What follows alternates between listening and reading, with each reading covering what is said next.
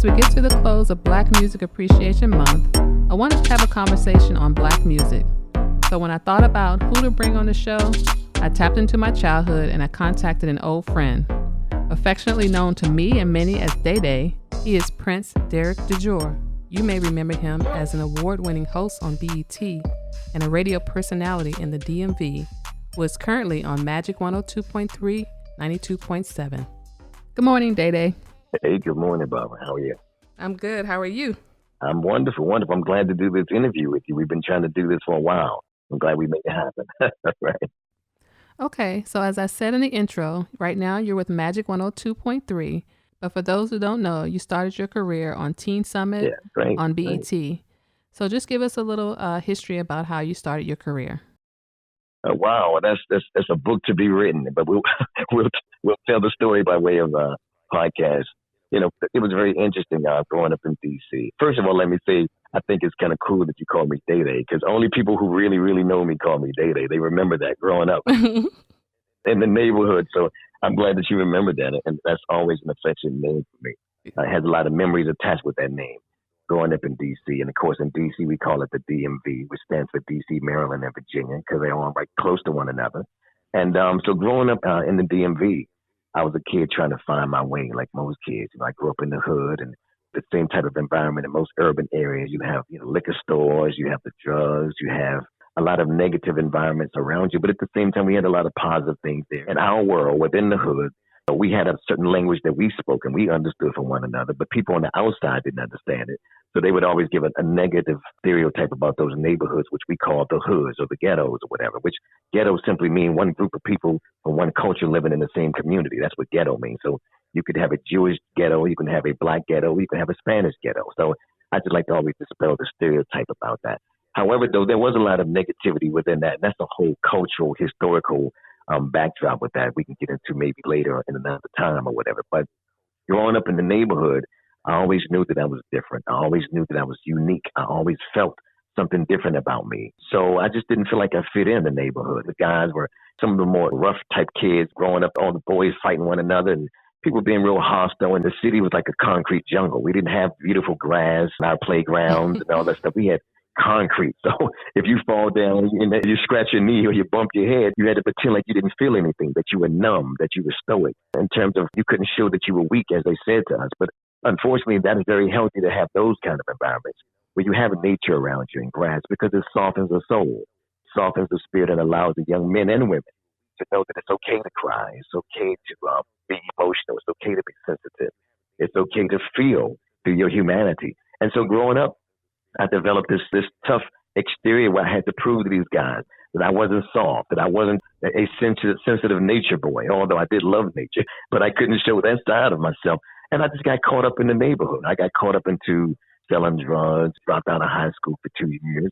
A lot of people didn't know that, but I kind of just slipped away and I got caught up in the streets. And so instead of me just being myself, I followed the masses. I followed the crowd, because all the kids who were popular seemed like they were getting caught up in some of those things like selling drugs, and all the girls seemed to be impressed with all those guys selling drugs. So I just got pulled in, although my mom raised us in the church, and I grew up in the church playing drums, singing, and I was very active in the youth ministry. I got pulled into the whole thing of trying to be like the other kids in my neighborhood instead of just being true to myself. Being as though I felt different, I felt unique, I wasn't in tune enough. There wasn't many kids like me. So I got pulled into their world, which led me, to answer your question more directly, which led me to my career in television. Now, growing up, I've always been in the music industry in terms of plays in high school and plays in elementary school. I always played musical instruments. I was always very popular. At the age of 10, I made several TV commercials. I made my first record at the age of 10 years old. It was a 45 record back then. You had your albums, and then you had your 45 records. And it was a Mother's Day record, and they played it on local radio. So I've always been in the limelight over the years. And then eventually, when I dropped out of high school, it's interesting how it happened, because I got caught up in selling drugs. I'm hanging out in the streets, partying all the time. I was too sleepy and tired to get up in the morning to go to school, because I'm partying, hanging out with the fellas. And so a school teacher who saw something in me, he saw a gift in me. He said to me, "You're special, man. You have something going on. And a lot of kids gravitate to you, and you're a leader. And I'm thinking to myself, me? No, I'm not a leader. I'm just me. I'm just Day Day. And as you said earlier, I really didn't see that destiny in myself. I didn't see that talent, that purpose in myself. I was so busy portraying the image and living through my persona, trying to be like all the other kids. And God has a way of working things out in a very interesting way.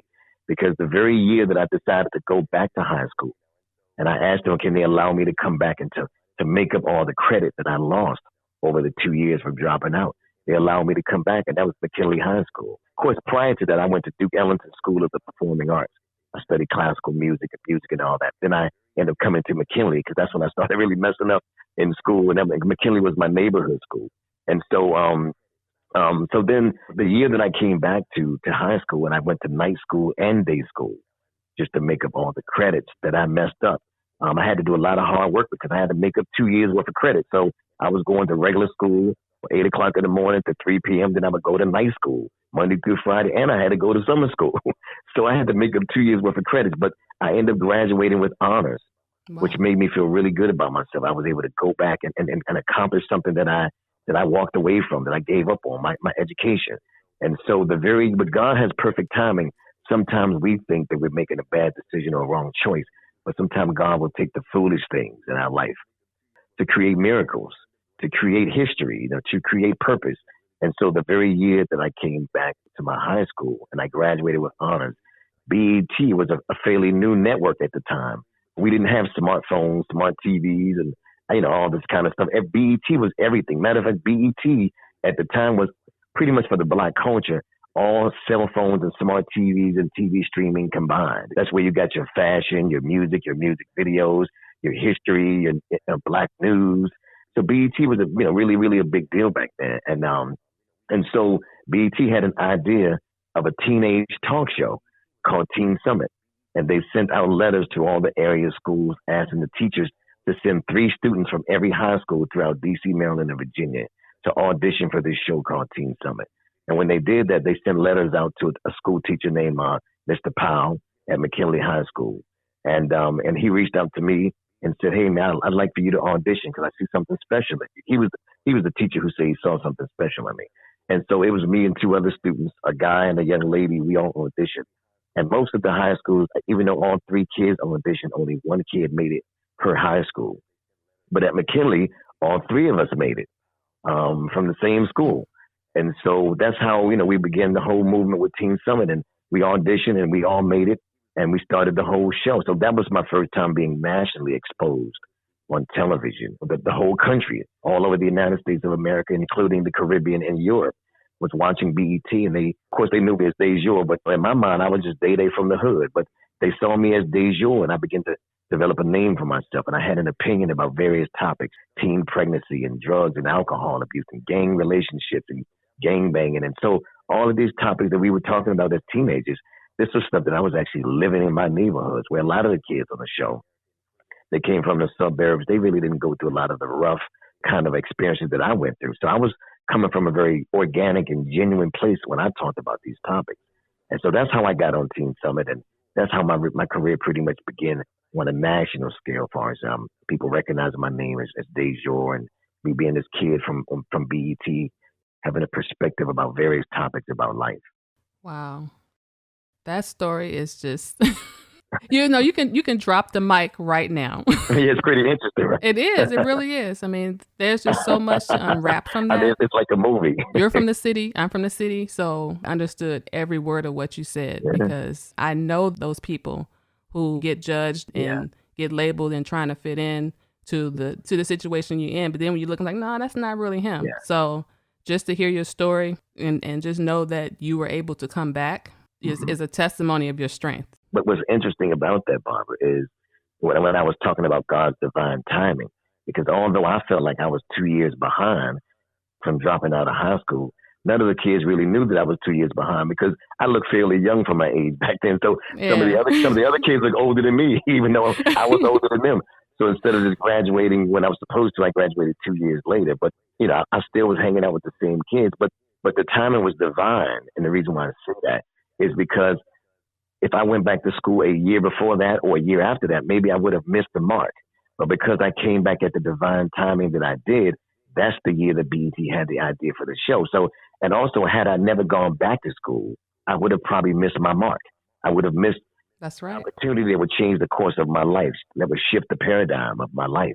So coming back to school, the year that I came back to school, to finish school, that was the year BET sent out those letters and said, hey, we have a show called Teen Summit. So to the timing was divine where I showed up at the perfect time. And I guess the lesson in this for the people who are listening is it is about God's divine timing. Everything is about time. You may feel like you're too old to accomplish something. You may feel like you wasted time and energy. You may feel like, hey, I was pregnant and I had a kid, but maybe nobody would think of me or want me, or maybe I'm disqualified because I'm this and I'm that, and I don't have this and I don't have that. But I believe that God will use everything that you have, even your bad choices and your bad decisions. Even though you had to pay a consequence and maybe had to pay a penalty for some of your bad choices, but still there's lessons to be learned in that. And if you're able to pull those lessons together, it could be used towards your purpose to fuel you into your destiny. Because there's somebody out here in the world who's going through just what you're going through, and they need to hear your story or your testimony to inspire them that they still can make it. There's some kid who dropped out of high school who probably feel like they're failures, but if you hear my story, maybe you realize that you can make it. You can succeed. Just get back on the train again. Get back on your horse. Continue your journey, and destiny is waiting for you at a particular time. And blessings and curses are attached to geographical locations. So it's all about being in the right place at the right time. So if you step in the wrong environment in the wrong neighborhoods, you may be the one who gets shot by a stray bullet, or police or somebody may bother you, attack you in some kind of way. But if you're in the positive place, in the right place, those same blessings, just the opposite of the negativity, those blessings can come and find you as well. An opportunity like I had on BET, or an opportunity to go to college, or an opportunity to, create a job opportunity. So blessings and curses are attached to geographical locations, people, places, and things. And so when you think about that, hang around the right kind of people, go to the right kind of environments, be in the right kind of settings and places, and attach yourself to the right kind of things. And that's how you'll receive your blessings, or on the opposite of that, your curses. Wow, that is so true. That is so true. And your story is very inspiring. Thank you. It needs to be told. So yes, we got to do something about that. That's right. I appreciate it. It's all good. So as the host of Teen Summit, you got to interview a lot of people. You got to see a lot of legends, music legends in their early days. So tell us a little bit about that. Tell us about the legends that you got an opportunity to get to know and to get to interview. Wow. Well, that's interesting that you asked that, because you're right. I mean, I'm working on several books, but one of the books is about my journey through BET. People just didn't know exactly how it happened. They didn't even probably know some of the stuff that I'm sharing with you right now. But BET, keep in mind, like I said, was really a historic moment. I'm so happy to be able to make history, and at least say in my lifetime, I've made history being a part of one of the first Black cable networks ever. No one ever done it before BET did it. And so we created history. It was an opportunity for Black people, and really people of all colors, but it was for Black people to have an opportunity to showcase our talent, our skills, not just in the entertainment realm, because people always think that Black people are just always about entertainment. But we talked about science, we talked about technology, we talked about education, we talked about so many different things, sports and entertainment. So it was about the complete spectrum of the Black experience, or the world experience, in terms of how Black people are excelling in different areas in our life. But no one in the mainstream media, which was predominantly white, gave us an opportunity to expose the fullness of our talents. They always just showed us jigabooing around, so to speak. They always just showed us playing basketball, football, and just rapping, or maybe even singing, but they never showed that we were intellects. We were philosophers and psychologists and engineers and creators, therapists and doctors and surgeons. They never really showed that side of us. So BET did that. But to get back to more specifically to what you're talking about in terms of entertainment legends, I had an opportunity to be a part of the onset and the foundation of a lot of people's careers. I remember when Puff Daddy first got Bad Boy Records. He just got the deal, and he was trying to figure out how to blow it up. And they reached out to us, and we brought all of his entire artists on his label to DC. And I filmed interviews with all of them. We had Faith Evans, we had 112, we had Total, we had the Notorious B.I.G., which at the time we didn't really know who he was. And then they had an artist called Craig Mack, which he was the very first artist on Bad Boy Records. He came out with a song called Flavor in Your Ear. You remember that song? Yeah, I remember that song. Yeah, and the Notorious B.I.G. was actually the second artist that blew up the label. So that's how Puffy built this whole label on that. So I remember Jermaine Dupri when he had So So Def Records. He was only, I think, 15 or 16 years old at the time. One of the youngest producers out in the industry. His dad had already worked in the record business, and he came up with a group called Crisscross. And you remember that group. So these, this is the onset of a lot of people's careers. The 90s were really some good years because they gave birth to so much music. We had Jodeci, and we had Al B. Sure, and we had so many different R&B groups. We had Mary J. Blige. All these groups gave birth in the 90s. They came out with their set, Heavy D. You had LL Cool J, who was around a little bit longer than most of those artists. LL came out like in, I think, the late 80s, I believe. He was really young. We had Run DMC. So I just remember the careers, so many different artists that we work with. I remember Teen Summit being one of the first shows to combine gospel, R&B, and hip-hop together on one show. Typically, the gospel artists always did Bobby Jones gospel on BET, and all the hip-hop artists would only do Rap City, and all the R&B artists would do Video Soul with Donnie Simpson. Well, Teen Summit, what we did was we were a talk show, but we wanted to add the entertainment element to hold the attention of people watching the show. So we would open and close the show with a live performance.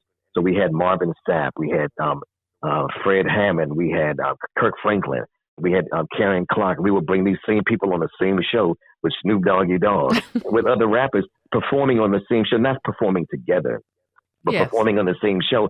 So we were the first ones to be very innovative in a lot of things that we did. Of course, in D.C., I grew up with Genuine. We grew up as just friends growing up in D.C. So there's a lot of different people. Kenny Lattimore and I, we grew up together. Matter of fact, we grew up together in church. I was the drummer, and he was one of the lead vocalists for a group that we made several albums doing gospel music. So there's just so much history here in D.C. in terms of BET exposed David Chappelle, the comedian Dave Chappelle. We had a talent show on Teen Summit. We had a lot of local talent, people singing, rapping. Dave Chappelle came on Teen Summit and did comedy. And back then, people didn't know who he was. And it's hard for a comedian to be funny within giving him 10 minutes to talk. And so he tried his best to do his thing, but he was young, up and coming at the time, and made his mark. So many people created their careers and came through the pathways of BET to expose their talent. I remember there was a clothing company called FUBU back in the 90s. Now FUBU is a multi-billion-dollar company.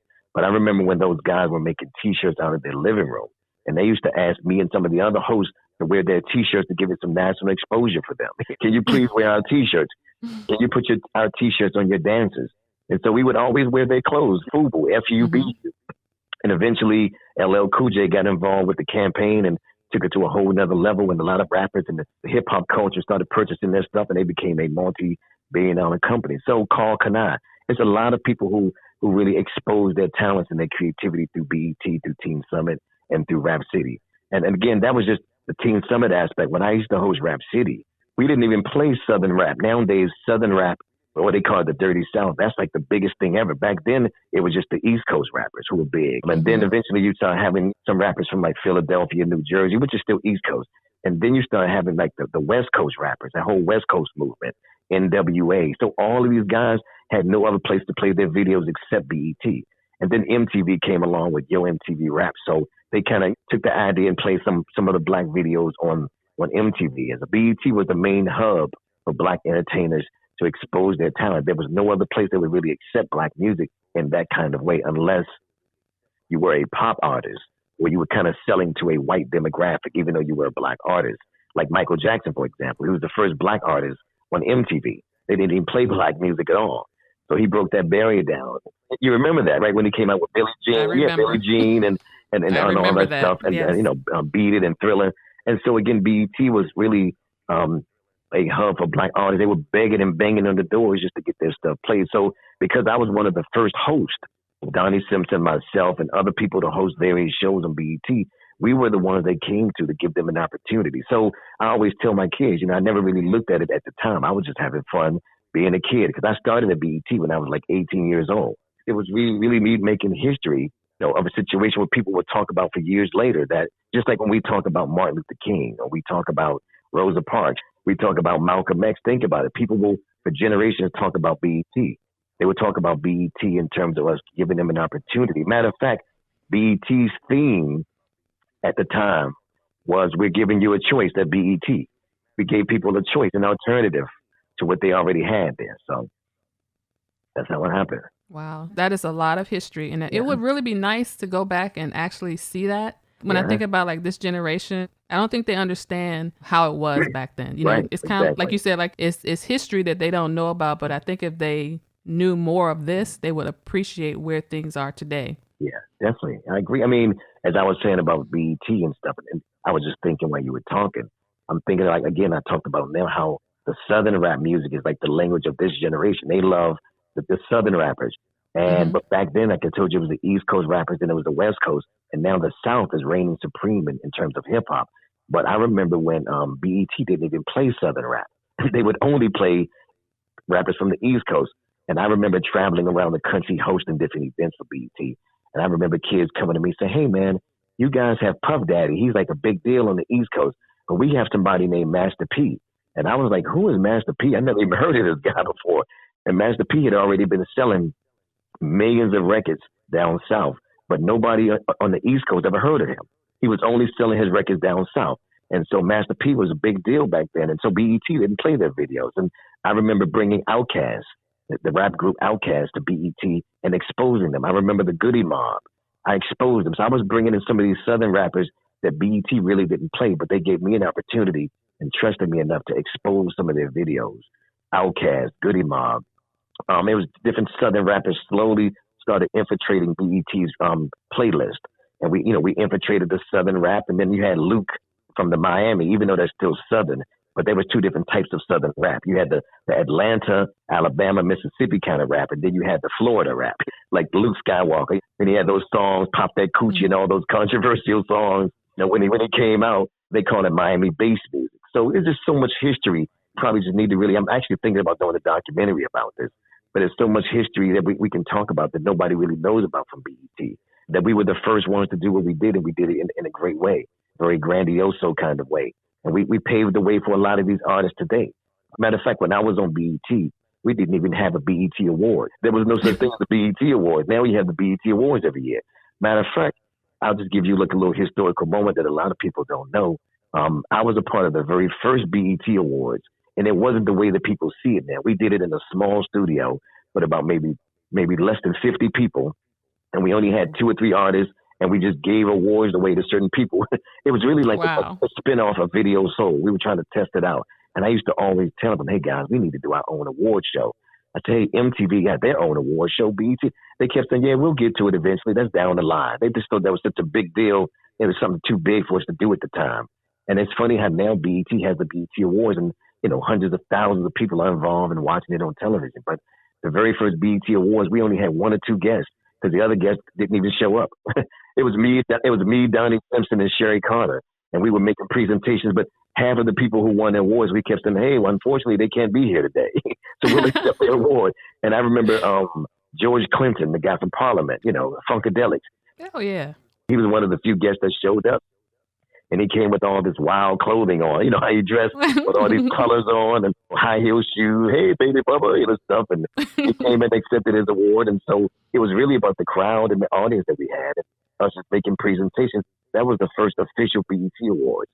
And then later on, years later, they came out with the big deal, the BET Awards, in Atlanta, Georgia, LA, and like a regular award show. So it's just so much history to talk about in terms of BET and how I got started. And so you asked me how I got started. I kind of skipped something because I talked about me being on Teen Summit.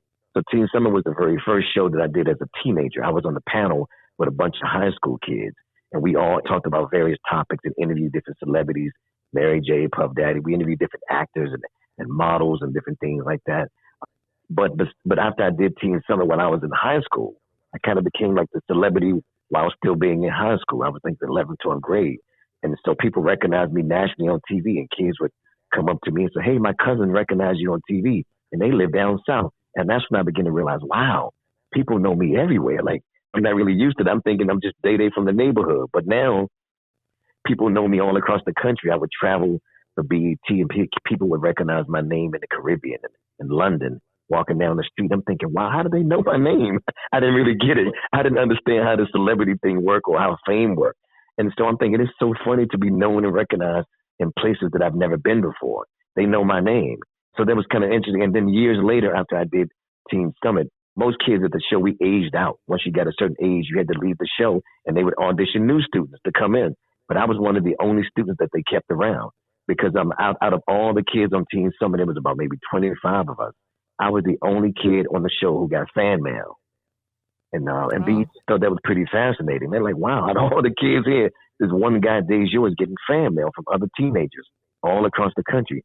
And I think that I got fan mail not because I was the best or the best looking or anything super duper special per se, but I think it's because most of the kids can relate to me because all the topics that we talked about, teen pregnancy, drugs, alcohol, crime, death, murder, this was stuff that I was actually living every day in my neighborhood. And most of the kids that were on the show didn't come from those kind of neighborhoods. They came from more suburban neighborhoods where they had a mom and a dad in a home where they had, nice home, nice neighborhood, the way that it probably should be. But unfortunately, that wasn't our story. And most kids around America, unfortunately, it wasn't their story. They came from single home moms and moms on welfare and they're struggling and they lived in the hood like me. So these kids would write letters and say, I can relate to this guy, Dajour. So I think BET realized that they were kind of onto something, that I had an audience that followed me. They kept me around, and eventually I auditioned to become the hip hop news guy for Rap City. That was my way of stepping out of Teen Summit and moving to Rap City. They auditioned me, and I passed the audition. And I became the hip hop informer on BET. So when the show Rap City was around, Chris Thomas, the comedian, was the host at the time. They let me do a segment called Hip Hop News, and I would just do this one segment and give you the latest lowdown, the latest news, the entertainment news in the hip hop world. And eventually I went from being the hip hop news guy to becoming the show's co-host on a regular basis. And then I went from being the show's co-host to eventually becoming the host of the show. And so that's how the whole thing happened. And then years later, I ended up coming back and became the host of Teen Summit.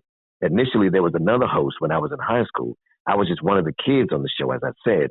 But years later, after my years with Rap City, I became the host of Teen Summit with Ananda Lewis. And we did the show together, which took Teen Summit to a whole nother level. So the very show that gave me my start, I became the host of years later. And that's pretty much, the rest was history. And then, of course, from there, that's when radio came along. And I became a radio personality and all that. Just to put this in perspective, we're talking about a time when there wasn't internet, there wasn't TikTok, where you become an overnight success in 5 seconds in your pajamas. I mean, and it's funny you say that, Barbara. It's so funny because you're right. I mean, now I can't imagine living without my cell phone. I can't imagine living without my cell phone. But we had to really work. We had to go and film stuff. We had to record and we had to show up. And there wasn't no FaceTime. There wasn't no Zoom. We didn't have streaming. We didn't have satellite TV. We didn't have, we barely had cable. Cable was a new thing at the time. So it sure was. So we didn't have any of that stuff that these guys, and you couldn't do TikTok. We didn't have Facebook, TikTok. We didn't have social media. None of this stuff even existed at the time. And that's funny when you think about it. When you were talking about how you would be in London and someone recognized your name, I said that to say that wasn't an easy feat. Yeah, exactly. It wasn't something that they just looked on their phone like, hey, that's the same guy on my phone. No, not at all. I mean, there was no phone. We had phones, but we didn't have smartphones at the time. So you just had the basic phone. Matter of fact, we couldn't even text. All you can do is really call. And then texting kind of came along with the beepers and cell phones. We were able to text just a little bit, but you couldn't text the way that you do now. It's kind of limited. And I kind of feel like our parents, every generation have their stories to tell about how things was when they were growing up. And I'm thinking, wow. Now I'm telling my story. At the time, it seemed so fresh and new. But now I feel like I'm a part of the generation that's telling some old stories of how things used to be. We didn't have Snapchat. We didn't have downloads. When you wanted the album, you went out to the record store and purchased the album or purchased a cassette tape. We didn't have downloads. So nowadays, these kids don't even have to touch any material. They just download it on their phone and listen to the music. So it's amazing how things have changed. Exactly. And it's just good to hear you talk about time when these people who are legends now in their early days, like you said, you went down south and Master P. Exactly. Let's go back to the music industry. You mentioned Michael Jackson. The other day was the anniversary of Michael Jackson's death. Yes. Tell us a little bit about where you were, how you felt, and how that has affected the music culture. Well, I don't really know exactly where I was that very moment when I heard about it. I do know I was somewhere near television. I remember seeing a commercial. Can't remember where I was at the time. However, though, it was definitely, I think, it was something that just like pierced your heart. To me, when Michael Jackson died, it was almost the same effect as when we heard about September 11th. When we heard about Mm-hmm. the Twin Towers coming down, that moment affected the entire world. And that same kind of moment happened when George Floyd died. Just the same, Mm-hmm. to see and witness a guy dying on live television right there in front of you. And we've Yeah. heard stories about the police killings, but to see the police killing a man sitting on his neck, that's the same feeling we had when Michael Jackson died. And so I remember it was like Michael Jackson was kind of like, I hate to give that example, but it was like Black Jesus. It's like on the television show Good Times, they had a picture of Black Jesus on the wall. Black people were like, hey, that's Black Jesus. But I'm just saying, but Michael Jackson was like the biggest thing that we've ever seen in the entertainment industry. He was the king of pop. He was so good that it wasn't even a black or white issue. Michael was just a legend, a king of pop. Even white people had to acknowledge the fact that he was the best at what he did in the way that he did it. The closest example they probably could give would be Elvis Presley, which a lot of his music and stuff came from black people anyway. So the bottom line is that when Michael Jackson died, it just really broke our hearts, man. Like he was a part of our family, like he was a family member, like you lost a loved one. Everybody knew Michael. We all aspired to be like the Jackson Five growing up, or to be like Michael Jackson and to dance like Michael Jackson with the moonwalk. Even if you wasn't really a Michael Jackson fan, Michael's one of the few artists that even the most hardcore brothers in the hood, they're like, yo, that's Michael Jackson. That's my man. You know what I mean? They didn't want to come off looking like Michael or wearing the beaded jacket or anything like that, or wear the high water pants. But everybody related to Michael Jackson because he was bigger than just being an artist. I think he was an icon. He was a symbol. He was a symbolism. He was a brand. He was the person that you considered to be a movement. You considered Michael Jackson to be a sound, and not just an artist, but he was a sound. And so it was unfortunate. Matter of fact, on the radio yesterday, I just make mention of his anniversary, the anniversary of his death, because he died in 2009. So it's been a number of years since Michael Jackson died. He died at 50 years old. And when I thought about it, I'm like, wow, Michael was fairly young guy. He died at 50 years old and only weighed 136 pounds. So Michael died very frail, very fragile, very stressed because of he's trying to keep up this image of being the king of pop. And there's a price to pay for fame. I guess is the point that I'm trying to make. How I look at it in terms of Black History or Black Music Month. What is it, Black Music Month? It's Black Music Appreciation Month. Yeah, Black Music Appreciation Month. But I guess in a sense it is still Black History every month and every day. But when I think about it, I think about the tragedy that happened with Michael Jackson and Prince. Some of these legends, Whitney Houston, including even Elvis Presley. It doesn't have to be just a black thing, but I'm just saying in general, when you have that kind of fame, that type of fortune and fame, there's a price to pay with it because now your life is no longer your own. Everybody is looking at you. They're looking to see all of your flaws, your imperfections. They're looking to see you to watch you make a mistake. They're watching to see you get divorced. They're watching to see if your kids turn out bad or good because their father and mom is famous. They're looking to see every single flaw. And the bottom line is no matter how famous you are, you're still human. You have the same humanity that other people have, but when you're famous or rich, people see you as being untouchable. They see you as being a little G God. They see you as being someone beyond where you are. And that puts a lot of pressure on you to try to keep up that image of perfection. So you have to do the surgeries to keep your look and your image up so you can always look forever young. You do the lip surgeries, and the nose surgery like Michael Jackson. You have to do all the different things that he did to alter his body. And eventually it stressed him out so bad when he couldn't even sleep at night anymore. And basically what killed him was medicine that he used for pain management and sleeping deprivation. He had insomnia, he had anxiety. And so all these it was 10 different drugs they found in Michael Jackson's body when they did the autopsy. All because this guy's trying to maintain his image of being the best. Even the day before he died, he was rehearsing for a world tour, his final tour. So even till his dying day, he was aiming to keep up this image of being the king of pop. He had to be the best. He had to do it bigger and better than everybody else. And being bigger and better and being the king of pop basically cost him his life. But we can take it a step further and just talk about the industry in general. How a lot of people aspire to be like these famous athletes or these famous entertainers. But the truth is there's a price that they have to pay. And if you try to be them instead of being yourself, you'll pay the same price that they paid. And that's unfortunate. And God gives you is what he gives you to sustain you. He'll never put more on you than you can bear. But of course, you can make a choice to go beyond what you can bear and try to bear it anyway. And that's typically what happens when Michael Jackson and Prince and these guys get addicted to drugs. They try to handle more that they can bear. And they try to go beyond.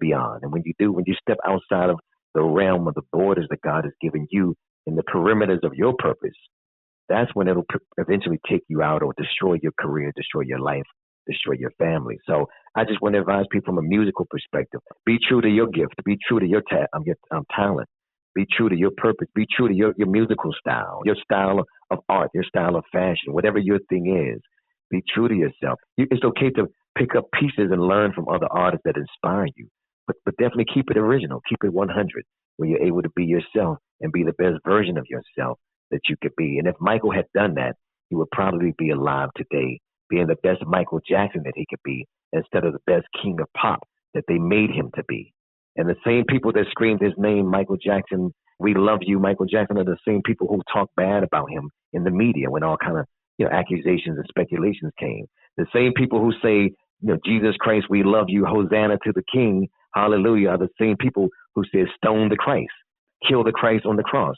So that's why you can't really buy into all the fame and fortune, because people are very fickle. The same people that'll buy your album today will be the same ones that talk about you tomorrow and refuse to buy the album. So you can't put your trust in fame. You can't put your trust in persona.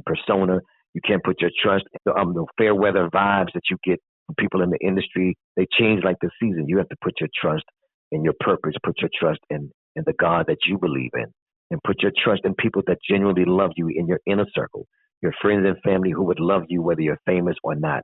Those are the kind of people you want to keep around you. Those are the kind of people you want to keep around you that tell you, hey, you need to slow down on the drugs. You need to slow down on the drinking, because we need you to stay alive. But a lot of times celebrities have the kind of friends that keep on feeding them drugs and keep on feeding them alcohol and, keep on taking from them. And they take and they take and they take till you have nothing left. And then eventually you get to a point where you don't even really have your life left, because you've given it all away to be famous, to be, infamous. And unfortunately, it could very well cost you your life. And that's true in any industry. Yeah, exactly. Celebrities, they surround themselves with people who tell them yes, more so than telling them what they need to hear. More so than no, right? Yeah, and more so than no. Mm-hmm. So you're currently on the radio today, right? Correct? Yes. You've been working on the radio today. Magic 102.3 in DC. Mm-hmm. So in comparison to music back in the day versus today, I have a confession to make. I don't listen to a lot of new artists. Right. Right. I understand. Like you said, when you become your parents, it's just like that music is just not the same. Right. So some of the newer artists, who are some of the ones you think are pretty good? I'm a lot like you. Even though I'm in the industry, I'm a radio personality. And by the way, I'm a radio personality. I work with Radio One, which is Kathy Hughes, Black entrepreneur. She owns all the biggest urban radio stations across the country. She also owns TV One, which is a cable network, which is kind of like the modern day BET. Mm-hmm. But I mean, I don't really have a lot. Well, it's a few new artists that I really respect and I like. But like you, I'm not really into some of the music the way that we used to be when we were coming up, because it's just a whole nother thing. I don't even really understand some of the language that they speak. And I mean, I'm still in the game. I still interview and work with a lot of these artists, but I can't really completely personally relate to them. I can relate to them. I thought it was just me. Oh, no, not at all. Believe me. I can relate to them from a musical perspective in terms of business. I can relate to them in terms of business and branding, but I can't relate to them in terms of the musical craft, the style. And so, and I'm speaking probably more from a hip hop perspective. Most of the R&B artists I like. Some of the artists that stand out to me now, I certainly love Jay-Z and I love Beyonce. And they just took it to a whole nother level in terms of becoming more than just an artist, but they became a brand. I love Kendrick Lamar. He's hip hop, but he speaks with a message. He speaks about the issues of today in his own way, coming from the West Coast. I love Drake. I love Chris Brown. Chris Brown is actually from the same hometown where my kids are from.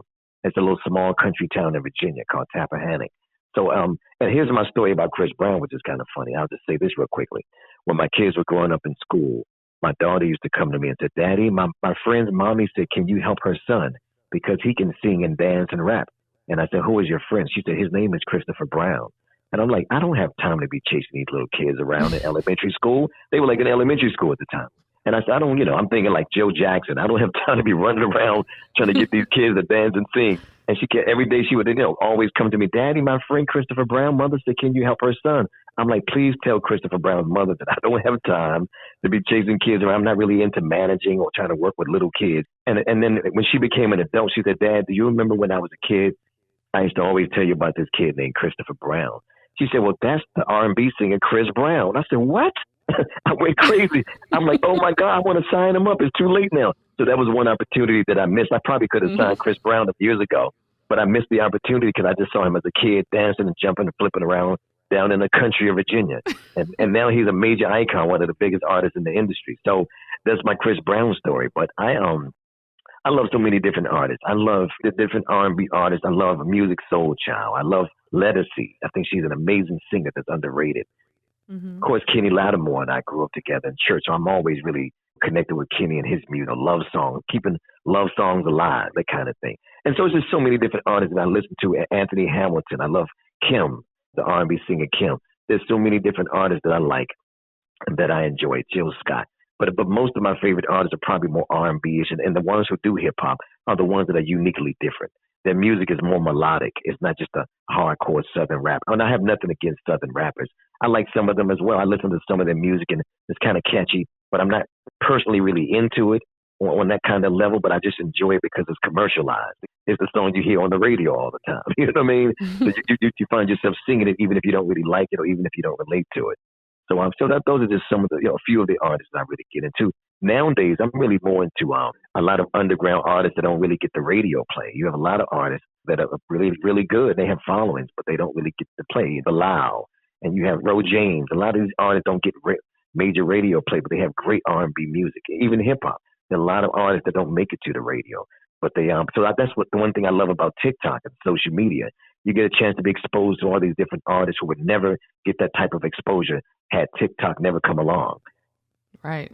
Every day people can expose and showcase their talent, develop an audience, and even sell records and make money. You don't have to go gold or platinum. You still can make a great living by selling 100,000 records or 150,000 records, as opposed to selling 1 million records just to become platinum or go gold at 500,000 records. So, the industry is changing, but every generation changes. And every generation speaks through their music. I mean, years ago, you had the Motown sound.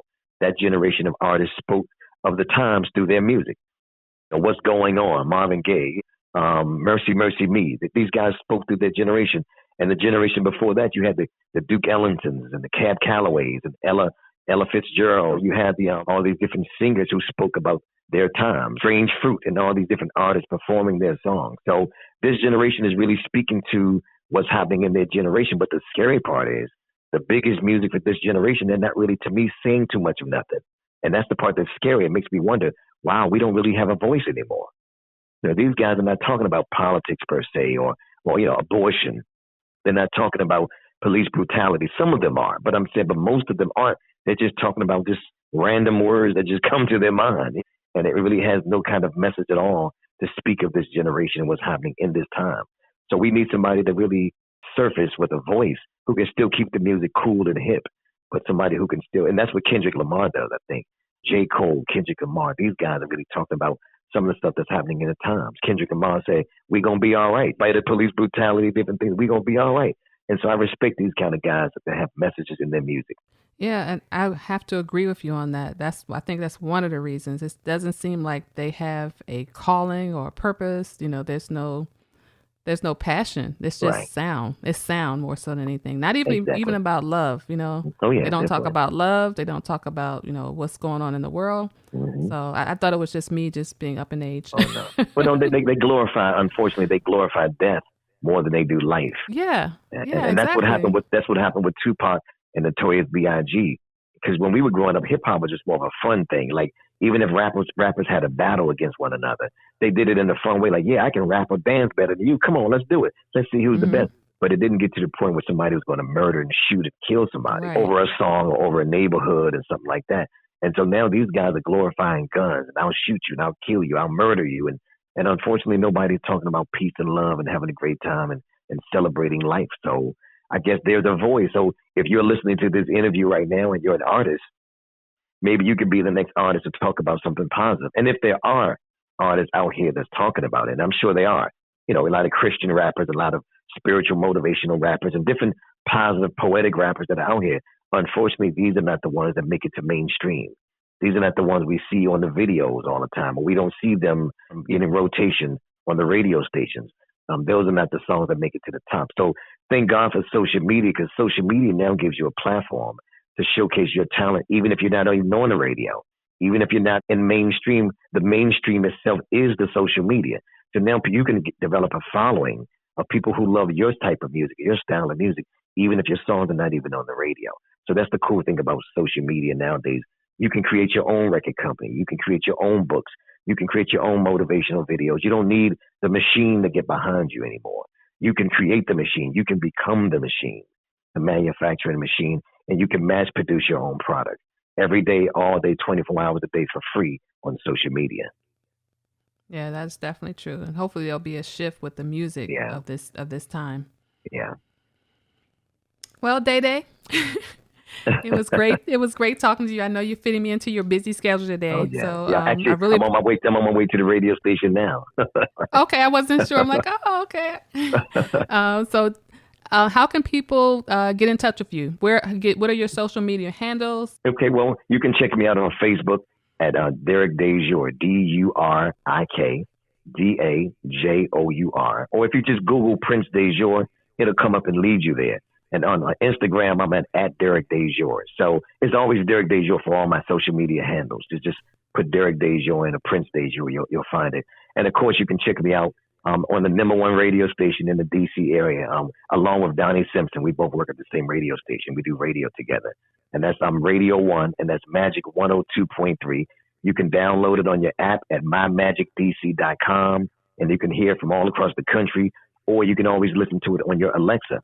All you have to do is just say, Alexa, Magic 102.3 and 92.7. If you say that, it'll come right up. My show is every Sunday from 3 to 7. It's called the Magic Sounds of Sunday with Prince Dajour. And of course, I'm traveling all across the country. I speak at churches, schools, universities. Anybody that would have me to come and share some information, share some love, music, and the message, I'll be happy to come out and share with your community, your organization, your company. I host different shows and concerts around. You can always reach me by way of email. It's DerekDajour@gmail.com, spelled the same way. So anyway, that's how you can reach me, and I guess hopefully we'll connect at some point. Well, thank you. And definitely, I hope you will be a guest on the show again. We will definitely love to find a spot for you on a regular basis. Well, let me just thank you, Barbara. Thank you so much for having me. I really appreciate it. This means a lot to me. And it meant a lot to me to do this for you, because we grew up together. We went to school together. We came out of some of the same communities and neighborhoods. And we're two of many, that made it out. We found a way to find our niche in life and find something that we were passionate about. And we survived. We survived the crime. We survived, the death. We survived the negative influences. And we made something of ourselves. And now here we are, doing a podcast. I'm doing this podcast with you. We're spreading a message of love, hope, and inspiration to the rest of the people that listen, the listening audience, that they too can make the same choices that we've made with our lives. So thank you so much for having me. Well, thank you. And I really appreciate you. Don't know how much I appreciate you doing this for me too. My pleasure. My pleasure and purpose, no doubt. All right, well, you have a good day, and I'll definitely be listening later on today. Okay, thanks a lot. I'll talk to you soon.